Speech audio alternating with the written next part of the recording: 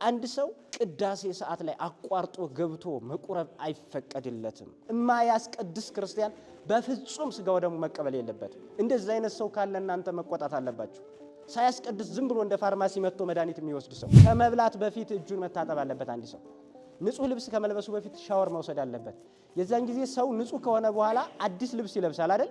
አሁን እኛ አንዳንዱ ንስሐ ይገባና እንዲነበረብኝ ብሎ ንስሐ ይገባና ከዛ ይታጠብና መልሶ አሮጌውን ልብስ ይለብሰዋል። እኛ ከታጠብን በኋላ የዘላለም ሕይወት የሆነውን ክርስቶስን ነው የምንለብሰው አይደል? እናንተ የተጠመቃችሁ ክርስቶስን ለብሳችኋል ይላል ቅዱስ ጳውሎስ። በንስሐ ውሃ የነጻ ሰው፣ ቆሻሻውን ያስወገደ ሰው፣ የጠራ ሰው የሚለብሰው ክርስቶስን ነው። ንስሐ ከተቀበላችሁ በኋላ ዝም ብላችሁ የምትሄዱ ከሆነ ሻወር ቤት ገብታችሁ ራቁታችሁን ወጣችሁ ከተማ ውስጥ እንደምትሄዱ አድርጋችሁ መቁጠር አለባችሁ። እዚህ ቤት አንድ ሰው ለመቁረብ ከፈለገ መጥቶ ከኪዳን ጀምሮ ያለውን ጸሎት መከታተል አለበት። ከኪዳን ጀምሮ የማያስቀድስ ክርስቲያን ስጋ ወደሙን መቀበል አይፈቀድለትም። ተቃላቀ በጋራ ጸልየን ሀበነ ንህበር አቤቱ ፈጣሪያችን ሆይ ስጋህን ደምህን ስጠን ብለን በጋራ ጸልየን የምንቀበለው ነው እንጂ ሌሎች ሰዎች ጸልየው እኛ በብልጣብልጥነት በኋላ መተን የምንቀበለው አይደለም። ማንንም መሸወድ አንችልም። እግዚአብሔርን በዚህ ጉዳይ መሸወድ አንችልም። ከቁርባን በፊት መደረግ ያለበት ነገር አንድ ሴትም ወርሃዊ ግዳጇ ላይ ካለች ስጋ ወደሙን ከመቀበል መከልከል አለባት። እንደዚሁ ደግሞ ሕፃን የወለደች ከሆነች ደግሞ ሕፃኑ ክርስትና እስክታስነሳ ድረስ ወይም ደግሞ የመታረሻዋ ጊዜ እስኪያልፍ ድረስ ከስጋ ወደሙ መከልከል አለባት፣ ጊዜዋ ስላልሆነ ማለት ነው። ከዛ በፊት ግን እስከምትወልድበት ሰዓት ድረስ መቁረብ ትችላለች። ከዛ በኋላ ክርስትና ካስነሳች በኋላ የሚከለክላት ነገር የለም፣ መቁረብ ትችላለች። ይሄ ወርሃዊ ግዳጇም ደግሞ እሱ ሲጨርስ ንጹህና መቁረብ ትችላለች። ከቁርባን በፊት መደረግ ያሉባቸው ጥንቃቄዎች እነዚህ ናቸው ማለት ነው።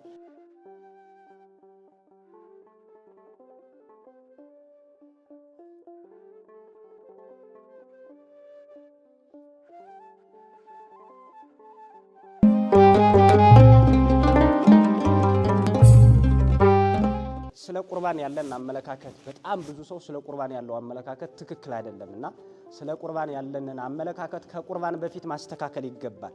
ከቁርባን በፊት ስለ ቁርባን ያለንን አረዳድ፣ ያለንን እምነት፣ ያለንን አመለካከት፣ ያለንን ግንዛቤ ማሳደግ ያስፈልጋል።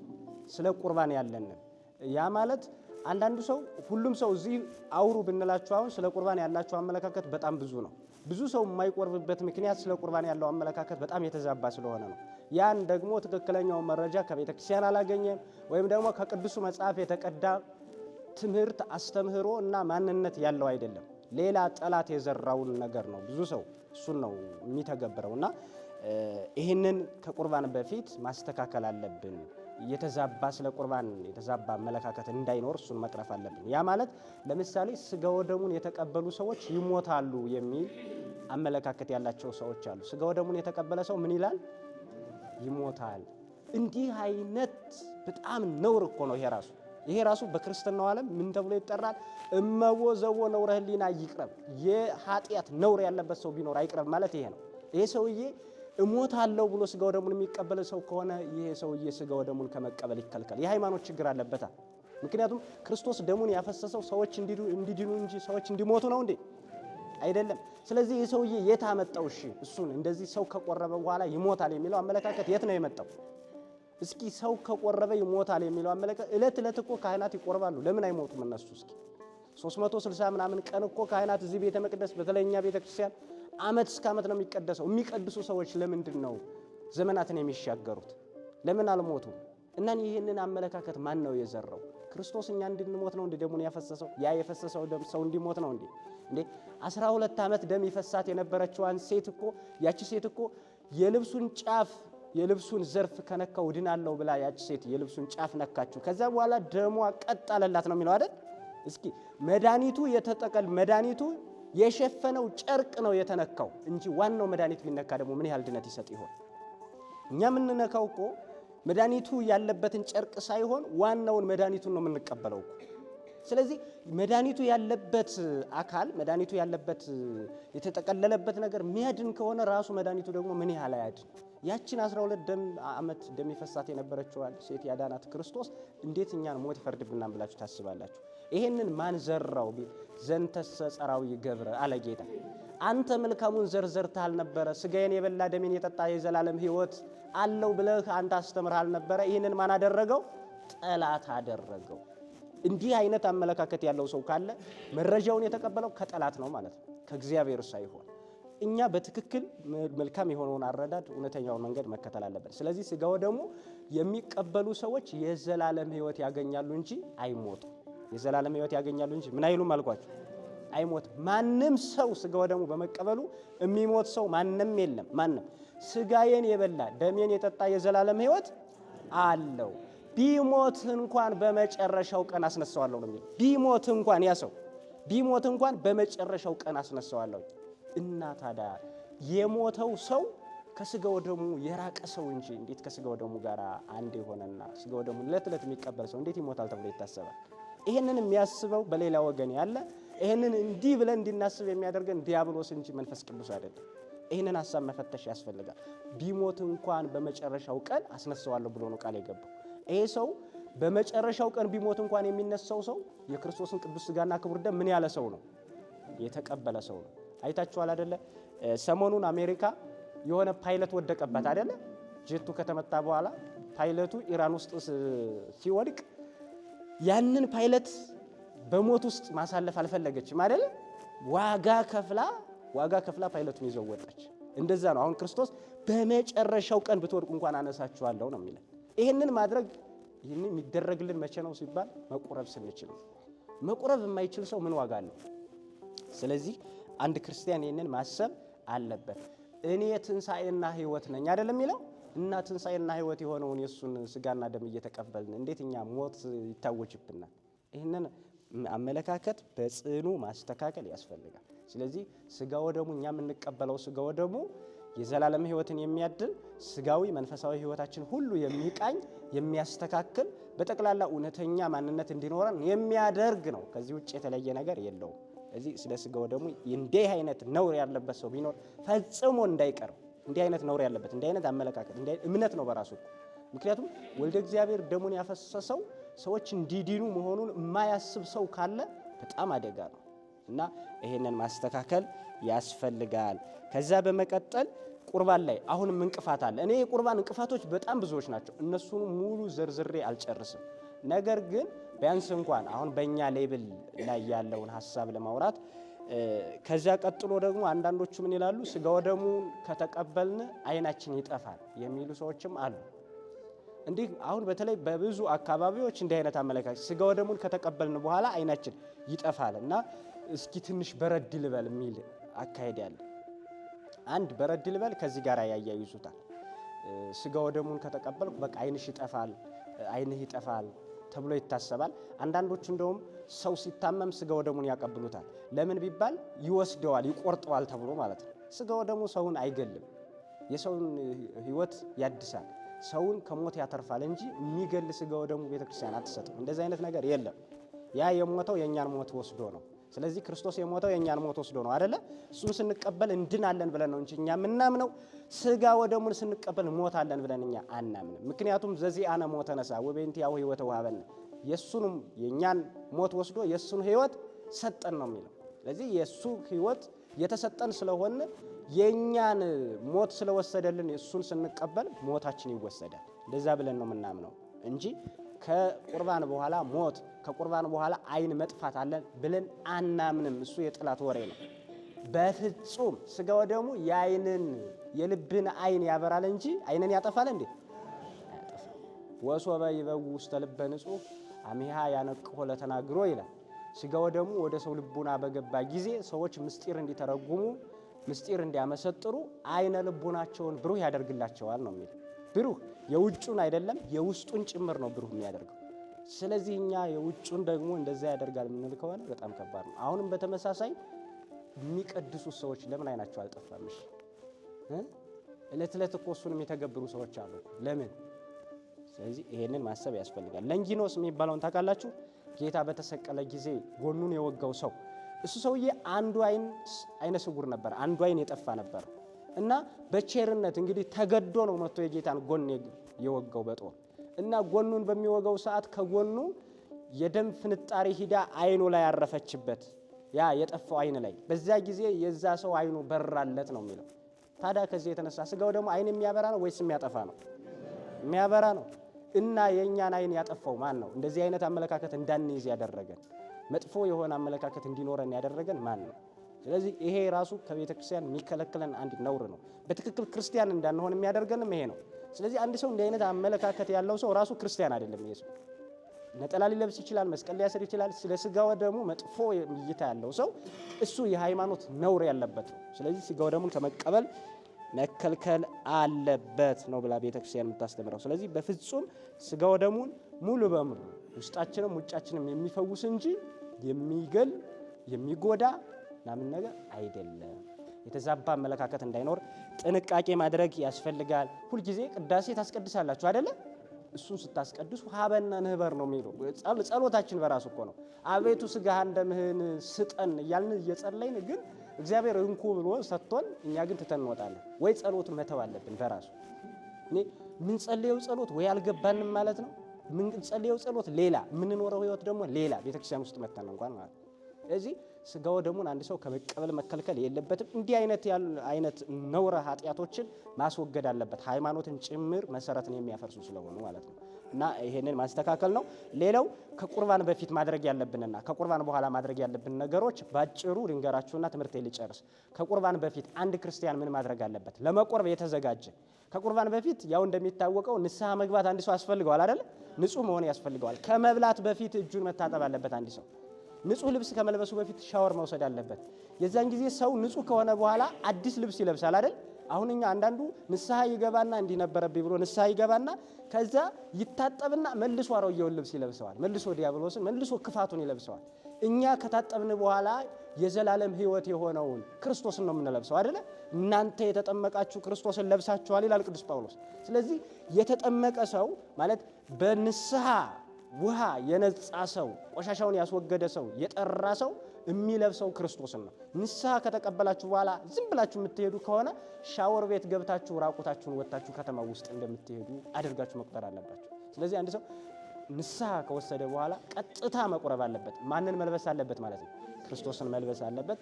ከታጠበ በኋላ ስጋው ደሙን መቀበል አለበት ማለት ሰው ከታጠበ በኋላ መብላት አለበት። መታጠቡ ብቻ ለሰውየው ጥቅም ነው አይደለም። ስለዚህ አንድ ሰው ርቦት ዝም ብሎ እንደራበው መጥቶ እንጀራ ላይ ሄዶ እንጀራ ላይ አይቀርም፣ ይታጠባል። አይ ታጠብ ያለው እንግዲህ እንጀራ መብላት ምን ይሰራልኛል አይልም። ስለዚህ ሁለቱም እንደሚጠቅም መታጠቡም እንደሚጠቅመው ለጤናው ያውቃል፣ መብላቱም ደግሞ ለሕይወቱ እንደሚጠቅመው ያውቃል። ስለዚህ ሰው ስጋው ደሙን ከመቀበሉ በፊት ንጹህ ይሆናል። ከዛ ወዲያ ስጋው ደሙን ይቀበላል፣ የነፍስ ምግቡን ይመገባል ማለት ነው። እውነተኛውን ሕይወት በትክክል ያገኘዋል። ይሄንን ማድረግ አለበት ሰው አንድ ሰው ከቁርባን በፊት። ከዛ በኋላ የቁርባን ሰዓት እየደረሰ ሲመጣ ምን ማድረግ አለባቸው ሰዎች? የጋብቻ ሕይወት ውስጥ ያሉ ሰዎች ከሆኑ ከጋብቻ ከዚህ ከግብረ ስጋ ግንኙነት ወይም ከሩካቤ 3 ቀን መከልከል አለባቸው ይላል። ስንት ቀን? 3 ቀን መከልከል አለባቸው። ንጹህ መሆን አለባቸው። ከዛ በኋላ በ3ኛው ቀን ስጋው ደሙን ይቀበላሉ ማለት ነው። እንደዚሁ በተመሳሳይ ከስጋው ደሙ በፊት መደረግ ካለባቸው ጥንቃቄዎች አንድ ሰው ሻወር የሚወስድ ከሆነ ከ18 ሰዓት በፊት ሻወር መውሰድ አለበት። ከ18 ሰዓት በፊት ስጋው ደሙን ለመቀበል 18 ሰዓት ሲቀረው ንጹህ ሆኖ መገኘት አለበት። እንደዚሁ በተመሳሳይ ምግብ መመገብ ያለበትም ከ18 ሰዓት በፊት ነው። 18 ሰዓት መጾም አለበት ስጋው ደሙን ለመቀበል። ስንት ሰዓት? 18 ሰዓት መጾም አለበት። ይሄ ሰውዬ ስጋው ደሙን ለመቀበል ዝግጅት ላይ ያለ ሰውዬ ቤተ ክርስቲያን እየሄደ ስጋው ደሙን ለመቀበል ቤተ ክርስቲያን እየሄደ በመካከል ላይ እንቅፋት ቢገጥመው ሰውየው ስጋው ደሙን ከመቀበል መከልከል አለበት። ያ ማለት ምን አይነት እንቅፋት? ለምሳሌ እንቅፋት መጥቶት እግሩ ቢደማ ወይም እጁ ቢደማ ሰውየው የደማ አካል ካለው ስጋው ደሙን ከመቀበል መከልከል አለበት። በመንገድ ላይ ቢያነስረው ትውኪያ ቢገጥመው እንዲህ አይነት ነገሮችም ከገጠሙት ሰውየው ስጋው ደሙን ከመቀበል አሁንም መከልከል አለበት። ከቁርባን በፊት መደረግ ያለበት ነገር ይሄ ነው። አንድ ሴትም ወርሃዊ ግዳጇ ላይ ካለች ስጋው ደሙን ከመቀበል መከልከል አለባት። እንደዚሁ ደግሞ ሕፃን የወለደች ከሆነች ደግሞ ሕፃኑ ክርስትና እስክታስነሳ ድረስ ወይም ደግሞ የመታረሻዋ ጊዜ እስኪያልፍ ድረስ ከስጋው ደሙ መከልከል አለባት፣ ጊዜዋ ስላልሆነ ማለት ነው። ከዛ በፊት ግን እስከምትወልድበት ሰዓት ድረስ መቁረብ ትችላለች። ከዛ በኋላ ክርስትና ካስነሳች በኋላም የሚከለክላት ነገር የለም፣ መቁረብ ትችላለች። ይሄ ወርሃዊ ግዳጇም ደግሞ እሱ ሲጨርስ ንጹህና መቁረብ ትችላለች። ከቁርባን በፊት መደረግ ያሉባቸው ጥንቃቄዎች እነዚህ ናቸው ማለት ነው። ስለዚህ አንድ ክርስቲያን ከመቁረቡ በፊት እነዚህን ነገሮች ቼክ ማድረግ አለበት። ንጹህ ሆኖ መገኘት አለበት የቤተ ክርስቲያኗን ስርዓት በጠበቀ መልኩ። ከዛ በመቀጠል ከቁርባን በፊት መደረግ ያለበት ነገር ወደ ቤተ ክርስቲያን ስትመጡ እግዚኦታ ሲባል መምጣት የለባችሁ። አሁን አንዳንዱ ሰው መድኃኒት ቤት ያደርገዋል ቤተ ክርስቲያኗን ራሱ ማለት ነው። መድኃኒት ቤት ሂደው በፈለጉት ሰዓት መድኃኒት ገዝተው ይመለሳሉ። እዛ እንደዚህ አይነት ነገር የለም። እዚህ ቤት ስትመጡ እዚህ ቤት አንድ ሰው ለመቁረብ ከፈለገ መጥቶ ከኪዳን ጀምሮ ያለውን ጸሎት መከታተል አለበት። ከኪዳን ጀምሮ የማያስቀድስ ክርስቲያን ስጋ ወደሙን መቀበል አይፈቀድለትም። በቃ አላቀ አንድ ነውር ነው ይሄ ራሱ። አንድ ሰው ዝም ብሎ እግዚኦታ ሲባል ቄሶቹ ይበሉ ዝም ብሎ ፕሮሰሱን ይጨርሱና በኋላ እኔ ሄጄ እቀበላለሁ የሚል ሰው አለ። ይሄ የማሽን ውጤት አይደለም፣ የፋብሪካ ውጤት አይደለም። በጋራ ጸልየን ሀበነ ንህበር አቤቱ ፈጣሪያችን ሆይ ስጋህን ደምህን ስጠን ብለን በጋራ ጸልየን የምንቀበለው ነው እንጂ ሌሎች ሰዎች ጸልየው እኛ በብልጣብልጥነት በኋላ መተን የምንቀበለው አይደለም። ማንንም መሸወድ አንችልም። እግዚአብሔርን በዚህ ጉዳይ መሸወድ አንችልም። አንድ ሰው ቅዳሴ ሰዓት ላይ አቋርጦ ገብቶ መቁረብ አይፈቀድለትም። እማያስቀድስ ክርስቲያን በፍጹም ስጋው ደግሞ መቀበል የለበትም። እንደዚህ አይነት ሰው ካለ እናንተ መቆጣት አለባችሁ። ሳያስቀድስ ዝም ብሎ እንደ ፋርማሲ መጥቶ መድኃኒት የሚወስድ ሰው ይሄ በጣም ህይወት አይሆናችሁም። እውነቴን እኮ ነው የምላችሁ። አንድ ሰው እንደዚህ አይነት በማጭበርበር ስጋው ደሙን ራሱ ቢቀበለው እንዲህ ይላል። ስርዓቱ እንደዚህ ነው የሚለው።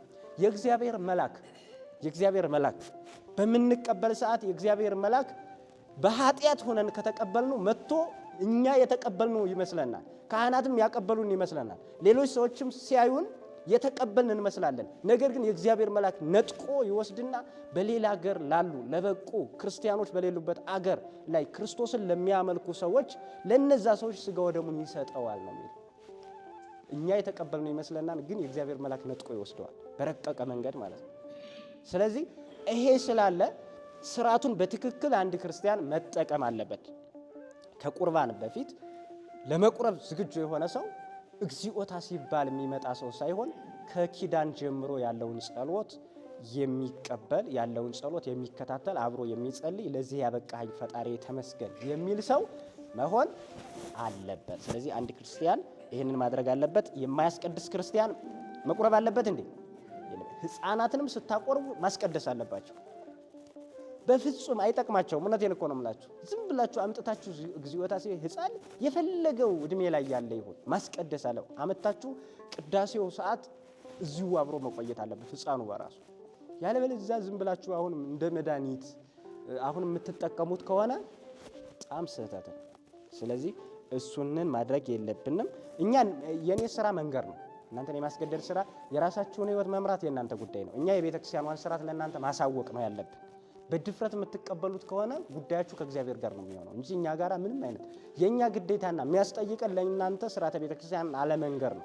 እየነገርናችሁ ነው። ከዛ በኋላ ራሳችሁ በህይወታችሁ ወይ ሞትን ትመርጣላችሁ ወይ ህይወትን ትመርጣላችሁ። ስለዚህ አንድ ሰው ከመቁረቡ በፊት ይሄንን ማድረግ አለበት። እንዲህ አይነት ነገሮችን ማከናወን ይኖርበታል። ከዛ በኋላ ከቁርባን በኋላ አንድ ክርስቲያን ምን ማድረግ አለበት? ከቁርባን በኋላ አንድ ክርስቲያን ማድረግ ያለበት ከቆረበ በኋላ ማለት ነው። ከቆረበ በኋላ ምን ማድረግ አለበት? አንደኛ ሩቅ መንገድ መሄድ የለበትም። ምን አይነት መንገድ? ሩቅ መንገድ መሄድ የለበትም። ስለዚህ ይሄ የቤተ ክርስቲያኗ ስርዓት ይከለክላል። ሁለተኛ ሰውነቱን ሻወር መውሰድ የለበትም፣ መታጠብ የለበትም ማለት ነው። በሌላ መንገድ ትጥብትን አይፈቅድለትም። ምክንያቱም ሰውየው ንጹህ ነው አይደለ? የከበረ አካል ነው። ይሄ አካሉ በጣም ክቡር ስለሆነ ሁሉም አካሉ ከብሯል። ሰውየው ንጹህ ስለሆነ ሌላ ነገር ሻወር ከመውሰድ መቆጠብ አለበት። ለዛ ነው ከ18 ሰዓት በፊት ንጹህ ሆኖ ሰውየው በስጋም በነፍስም ንጹህ ሆኖ መቅረብ አለበት የምንለው ነገ ስጋው ደግሞ እንደተቀበለ ሰውነት ይቆሽሻል ብሎ እንዳይታጠብ ነው። ስለዚህ ይሄንን ማድረግ አለበት አንድ ሰው። ከዛ ጥፍሩን መቆረጥ የለበትም ይላል። ምን ማለት የለበትም? ጥፍሩን መቆረጥ የለበትም አንድ ሰው ስጋው ደግሞ፣ ምክንያቱም ከብሯል። አሁን አካላቶቹ ሁሉ ከብረዋል። መስተካከል ያለበት ነገር ካለ ከቁርባን በፊት ነው የምናስተካክለው እንጂ በቁርባን ጊዜ እሱ ከቁርባን በኋላ እሱ መደረግ የለበትም። ስለዚህ ምእመናን ይሄንን ማወቅ አለባቸው። ጥፍር ከመቆረጥ መከልከል አለበት። አንድ ሰው ደግሞ ጸጉሩንም ከመቆረጥ መከልከል አለበት። ጸጉሩን መቆረጥ በቤተ ክርስቲያን ስርዓት አይፈቀድለትም ማለት ነው። አብዝቶ መብላትም አይፈቀድም። እሺ፣ አብዝቶ መብላት ማለት አንዳንድ ጊዜ ይሄ ሰዎች አብዝተው ከመብላታቸው የተነሳ ይጨነቃሉ አይደለ? እንደዛ አይነት እስኪሆን ድረስ አንድ ሰው መድረስ የለበትም። በቃ ሁሉንም አገኘሁት ዛሬ መላቀቅ የለብንም ከሱ ጋር ብሎ ያገኘው ሁሉም ያግበሰብስ ከሆነ ሰውየው ትውኪያ ሊገጥመው ይችላል። ስለዚህ የከበረውን የክርስቶስን ስጋና ደም ያላግባብ ነገር እንዳይጠቀመው ጥንቃቄ ማድረግ ያስፈልጋል። ስለዚህ አንድ ሰው በመጠኑ መብላት አለበት። በምን መብላት አለበት? ከመጠን ያለፈ ነገር ካለ ለነዳያን ስጧቸው። እሺ፣ ስለዚህ እሱን ማድረግ ያለበት እና ከቁርባን በኋላ እንዲህ አይነት ነገሮችን ከማድረግ መከልከል አለብን። ንጹህ ሆነን መቅረብ አለብን። ከዛ በኋላ ይሄን ማድረግ አለብን። በቁርባን ሰዓት ደግሞ ቅዱስ ስሉስ የሚባል ጸሎት አለ። ቅዱስ ስሉስ ሲሉ ሰምታችኋል አይደለ? ቅዱስ ስሉስ የሚባል ጸሎት አለ። አንድ ክርስቲያን ይሄንን ማወቅ አለበት። አሁን ይሄ ዲያቆናት ናቸው የሚያውቁት ወይም ካህናት ናቸው የሚያውቁት፣ ሌላ ሰው ግን አያውቁ። ይህንን መጸለይ ያለባቸው ስጋውን ተቀብለው ወደ ደሙ ሲሄዱ ምእመናን ቅዱስ ስሉስ የሚለውን ጸሎት እየተቀበሉ መሆን አለበት። እሱን ጸሎት እየጸለዩ ማለት ነው። በጣም ግሩም ሀሳብ ያለበት ስለሆነ እሱንን መጸለይ ያለባቸው ይላል። ግን የማያውቁ ከሆነ ደግሞ ካህናቱ ይጸልዩላቸዋል። ቁርባን ላይ ሕፃናት እየቆረቡ አባቶች እየቆረቡ ባለበት ሰዓት ላይ ምን ይላል ዲያቆኑ? ቅዱስ ስሉስ እያለ ይጸልያል። ካህናቱም እንደዛ እያሉ ይጸልያሉ። ምክንያቱም ስርዓቱ ምእመናን ይህንን ማወቅ አለባቸው ብሎ ይደነግግና ግን ደግሞ ያላወቁ ምእመናን ካሉ ካህናት እንዲህ እያሉ ይጸልዩላቸው ስለሚል ነው። እሱን ስርዓት ለመፈጸም ነው። እኛ ምእመኑ ማድረግ ስላልቻለ ነው ካህናት እያደረጉ ያሉ። ስለዚህ አንድ ምእመን ይህንን ቢችል ይህንን ማድረግና ማወቅ አለበት ማለት ነው። ስለዚህ በስጋ ወደሙ ጊዜ መረጋጋትም ያስፈልጋል። እየሰማችሁ ነው አይደል? ግፊያም አያስፈልግም። የቤተ ክርስቲያኗ ስርዓት አለ። ቅድሚያ መቅደም ያለባቸው ሰዎች አሉ፣ ሕፃናት አሉ፣ ደናግላን ሰዎች አሉ፣ መነኮሳት አሉ፣ አባቶች አሉ። ቅድሚያ መሰጠት ያለባቸው ነገሩ ሰዎች መሰጠት አለባቸው። ስጋ ወደሙን ስትቀበሉ በትህትና ውስጥ ማለፍ አለባቸው። ያለበለዚያ መጋፋት፣ አንዳንድ ቦታ ላይ እንደዚህ አይነት ነገር ስለሚታይ በስጋ ወደሙ ውስጥ መጋፋት የለም። ይሄ የመንግስት ስኳር እደል አይደለም። ይሄ ስላልሆነ ሰዎች መጠንቀቅ አለባቸው። አንዱን ገፍቶ አንዱን ሄዶ ለመቀበል። ጸበልም በተመሳሳይ እንደዚህ አይነት ነገር አለ። ቤተክርስቲያን የምታከናውኗቸውን ነገሮች ሰው ገፍታችሁ አትቀበሉ። ሰው ገፍታችሁ ማለት ነው። ይሄ ነውር ነው በራሱ። ቤተክርስቲያን ትህትና ነው የምታስተምረው አይደል? ክርስቶስ መጥቶ ያስተማረን ትህትና ነው። ወንድሜ ቅደም ነው እንጂ ማለት ያለባችሁ እኔ ልቅደም ማለት አይቻልም። የዛ ዓለም ላይ ያለውን ነገር ወደዚህ ማምጣት አይገባም። ስለዚህ እሱ የቤተክርስቲያን ስርዓት አይደለም። ስለዚህ ከቁርባን በኋላ በቁርባን ጊዜ ሰዎች ይሄን ማድረግ አለባቸው። ከቁርባን በኋላም እንዲህ አይነት ሁኔታዎችን መጠቀም አለባቸው። ሌላው ከልብስ ጋር ተያይዞ ያለ እንትን አለ። በቃ ምግብ ካላመጣው እንዴት ያቆርቡኛል ምናምን፣ ችግር የለውም። እሱን እየሰማችሁ ነው አይደል? በቃ ይኑራችሁም አይኑራችሁም የክርስቶስ ስጋ በነፃ አይደል የተሰጣችሁ? በነፃ ነው። እንጀራ ካላበላችሁ አትቆርቡም የሚላችሁ ሰው አለ እንዴ? የለም። እንደዚህ አይነት አመለካከት ያለው ሰው ከቤተ ክርስቲያን ቢኖር ቤተ ክርስቲያን ራሱ ታስወግደዋለች። ያን ሰው ማንም ሰው እንጀራ አንተ ይሄን ያህል እንጀራ ካላበላህ አትቆርብም የሚል ማንም የለም። ይሄንን ምእመናን መረዳት አለባቸው። ሰዎች ምናልባት የራሳቸው የሆነ ስጋ ወደሙን ማቁረሪያ የሚባል ታውቃላችሁ? እሱንን አፋቸውን እህል እስኪቀብሱ ድረስ ይሸፍናሉ አይደለ? ይሸፍናሉ እስከዛ ድረስ። ምናልባት ያን እዚህ ሩቅ ቦታ እንደዛ ብለን ከምንሄድ እዚሁ ቀምሰን እንሂድ ብለው ሊያመጡ ይችላሉ እንጂ ከዚያ ውጭ ግዴታ የለም። አንድ ሰው ቆርቦ እንጀራ ማብላት አለበት የለበትም ምናምን የሚል ነገር የለም። ካላችሁ ማብላት ትችላላችሁ አይደለ? ካላችሁ። ምክንያቱም እናንተን የክርስቶስን ስጋ ያበሉ ሰዎች አሉ አይደል? እናንተን እኮ ደሙን እንድትጠጡ ያደረጉ አካላት አሉ። እነዛ ሰዎች እኮ እንደናንተ ይርባቸዋል፣ እንደናንተ ይጠማቸዋል፣ እንደናንተ ይታመማሉ።